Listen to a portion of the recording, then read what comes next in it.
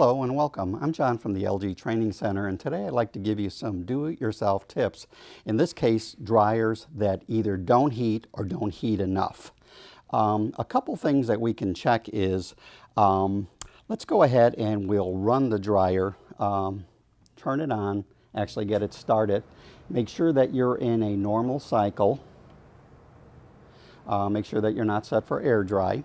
If you have a selector switch on your dryer, make sure that it's not turned on to air dry, because air dry will run the cycle with the drum tumbling, but there will be no heat. So let this run for about a minute, maybe 2 minutes. And what we want to do then is, after that 1 minute has stopped, let's go ahead and we'll stop this. We can actually turn off the dryer. And what we'll do is we'll open this up and we'll put our hand inside here. Now, I'm either going to feel no heat or I'm going to feel heat. If we don't feel any heat, there could be a problem with the dryer, but there's some simple things that you can check before we send out a service personnel to check out your dryer. And one of the things you might want to verify when you have a no heat situation, if you have an electric dryer, there's a good possibility that your circuit breaker has tripped. Now, in most cases, on some of the newer homes and built in the last maybe a couple decades, coding requires that these two be ganged together. If one side of the line trips, both of them are going to trip. But I've seen on some of the very old installations, they had a little metal bar in between here that sometimes would get weak, and what would happen is the circuit breaker would trip only one side.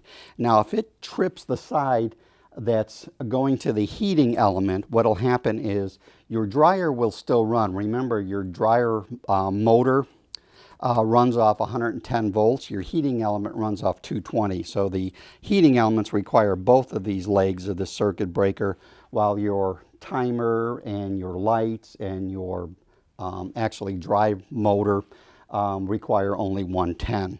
So a simple way of checking this is, of course, if it is tripped, go ahead and bring it back to the off position and then bring it all the way back to the on position and check it again.